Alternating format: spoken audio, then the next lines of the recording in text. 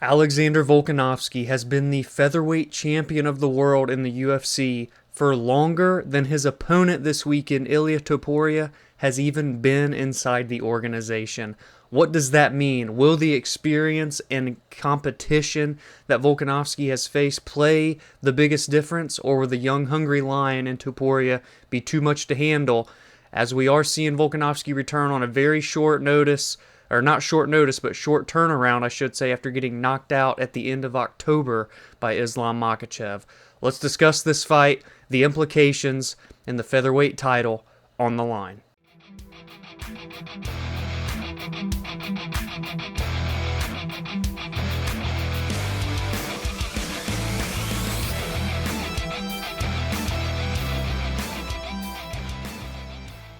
Alexander Volkanovski versus Ilia Topuria goes down this Saturday at UFC 298 in Anaheim, California, and there's only one huge thing that I can't get off my mind. Let me go down this rabbit hole with you guys.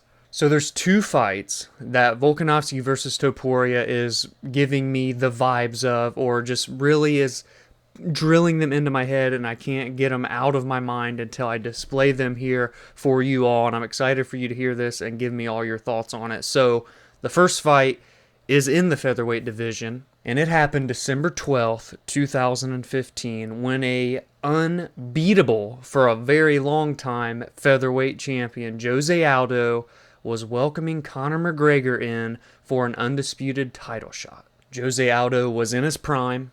He had defended the featherweight championship in the UFC numerous times, much like Volkanovski, who is now 35 years old, but a lot of people would argue that's right on the tail end for your prime, and maybe just getting into your prime, depending on the weight class, and we'll get into that narrative as well here in a little bit, because that's a whole other story. 5 title defenses as well for Volkanovski going into this fight against Topuria. A lot of similarities there. Two guys that have even fought each other, and what led to inevitably Volkanovski becoming the champion was getting a win over Jose Aldo at one point in his career. We go to the other side in the blue corner, where we have Ilia Topuria, who is 14-0, and Conor McGregor wasn't undefeated overall in his professional career going into that fight with Aldo. However, they are both 6-0, undefeated in the UFC, heading into their first undisputed title fight. And yes, I'm alluding to that word undisputed because Conor did get an interim fight against Chad Mendes, and he did win that fight to then earn the undisputed shot against Jose Aldo. So there is a little bit of a difference there when you look at how they got there, the interim championship. However, the story remains the same. The young, hungry lion, an entire country behind him, Ireland behind Conor, Spain behind Topuria, both in their surging years, those late 20s, heading in to the prime. And here we are now. Conor was able to make history and knock out the king of Rio, Jose Aldo, in 13 seconds. Is the same fate going to happen with Alexander Volkanovski? And on the opposite end of the spectrum, the second fight that is drilled into my brain this week is that of which something that happened in 2020 when we had Israel Adesanya versus Paulo Costa. We look at the champion side of that situation. Israel Adesanya was 9-0 in the UFC, and he didn't quite have the title defenses stacked up just yet, but he did have an interim championship victory, an undisputed championship victory, and one title defense heading into this fight. And for Paulo, he was 5-0 in the UFC with 4 finishes. Well, Ilia Topuria also has 4 finishes so far in his UFC career, as he was heading into the biggest fight of his life, a title shot against Israel Adesanya. Oh, and by the way, he was also undefeated, much like Ilia Topuria, heading into that championship fight.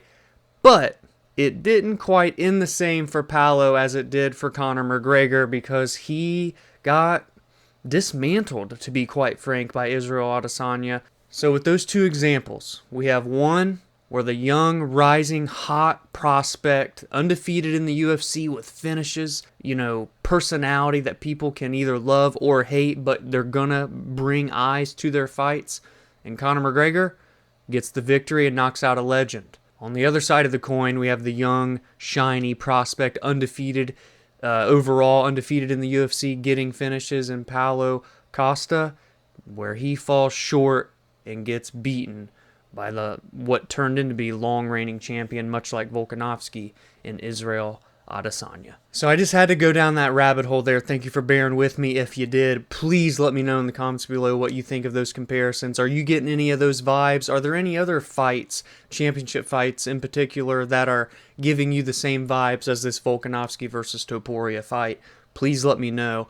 And as we just dig a little deeper here before we get to the rest of the card, we have to just look here at the storyline of this fight, if you will. The attention surrounding this fight is all because of Alexander Volkanovski and what happened at the end of 2023.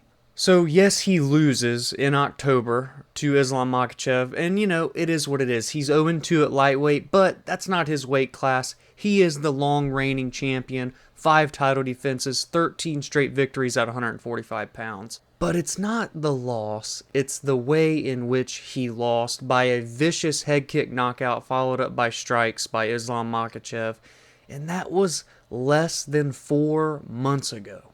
Having this quick of a turnaround paired with someone in Ilia Topuria who, say what you want about the guy and, you know, his wins and who his big knockouts are against, his big finishes, he is dangerous anywhere the fight goes. He has one punch, shut your lights out power. If you just see the Jai Herbert fight, he is dangerous, he is hungry, he is young, he is surging, and he has all of the momentum, and for once, it doesn't feel like Volk has momentum. And the other storyline, again, more so to the side of Volk, is the age and the stats that go against it. He put out an incredible video kind of skit, if you will, with I don't know if it was an Australia/New Zealand based betting company, but they based it all around is he too old, the 35 years old, you know, 4-31 or whatever those records are when they're facing 35 and older at featherweight through welterweight. It's a very deep, in-depth stat, and everybody's talking to him. I listened to an interview today where Michael Bisping is bringing it up. Volkanovski is even acknowledging this, going as far as filming that skit, talking about it in interviews, making it known that he is aware. It is fresh of mind for him, but being as stoic as he always has been, if there's anyone that this number won't affect, I think it would be someone like Alexander Volkanovski. And I'm far from the discussion that he is past his prime or he's now on a downslope. He lost twice to the #1 fighter in the world, Islam Makhachev, once on short notice, by the way, when he got knocked out. And it's just up a weight class at 155 pounds. It isn't where he has been the champion for the past 5 years, where he has beaten the greatest of all time in the division in Jose Aldo, in Max Holloway. The only 2 people that can be considered better than Alexander Volkanovski at 145 pounds, he has beaten and done it convincingly. He even had to beat Max 3 times. These 2 fighters are combined 40-3, 19-2 in the UFC. It is as high level a title fight as I think you can schedule right now in the UFC, especially if I'm going off the top of my head. One that would maybe rival it would be like Islam Makhachev versus Arman Tsarukyan 2. But that doesn't seem to be the case, obviously, because Arman's fighting Charles. So right now, this is as good as it gets if you're talking high-level mixed martial arts. The biggest worry is the quick turnaround after a brutal knockout finish on the side of Volkanovski. Other than that, I think this is an incredible fight with so many different paths for both fighters. 2 fighters that are so well-rounded and polished in all aspects of their game. The experience and the resume, the competition that Volk has faced is something that Ilia cannot match. He's beaten Bryce Mitchell. He's beaten Josh Emmett in an incredible performance, mind you, against Josh Emmett. A masterful performance. But Volk has put on masterful performances time and time again against Max Holloway, against Yair Rodriguez, against the Korean Zombie, has went through the fire against Brian Ortega and still came out on the winning side.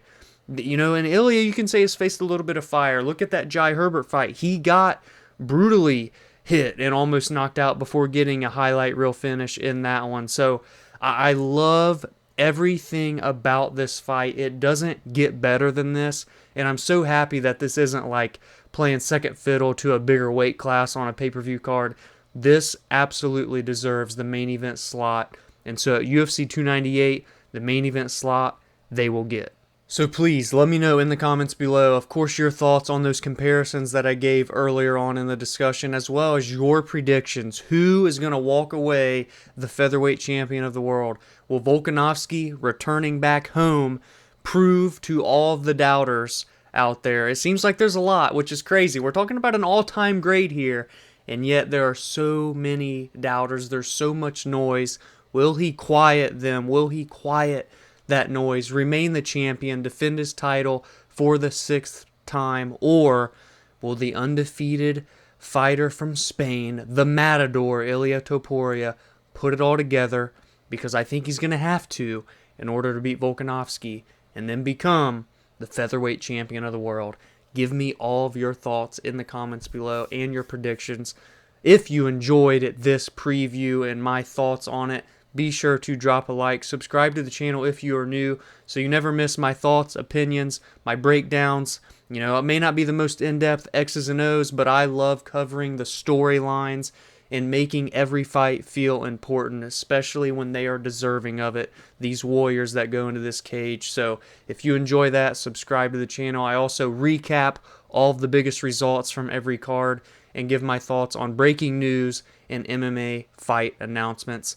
And lastly, be sure to follow along on social media, join the community, be interactive. I want to be more interactive as well, in reverse, asking more questions, including them into the videos, into the podcast, such as this one here from my good buddy Branson, who is predicting Ilia Topuria to win by finish. If you want to be featured like that, feel free to interact. Follow on social media at the BAJ MMA on Twitter, on, I guess it's X now, on Instagram, on TikTok, and follow on your favorite audio listening podcasting platform.